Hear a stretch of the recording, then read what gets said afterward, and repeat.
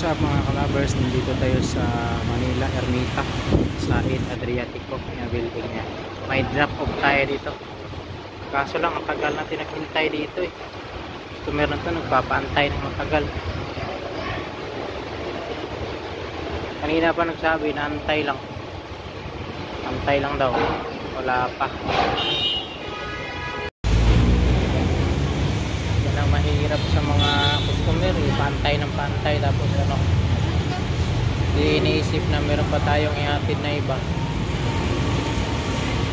Ayaw pang lumabas, gusto pa papasok sa labi, tapos papahintay pa ng matagal. May deliver pa ko na isa eh, mahirap. Shout out sa mga customer na mga ganyan. Yo, what's up yo, na-pick up na, yun ang mahirap ng mga customer na yun. Eh kung ano yung maghintay ako ng almost 20 minutes tapos pag pick up wala pa lang sobra, tama lang, kaya 0-0 kahit piso, walang tip. Naghintay ko ng almost 20 minutes pero okay lang, ayos lang. Shout out sa mga riders na nakarelate. Hirap ng ganyan mga CS, maging ano naman kayo.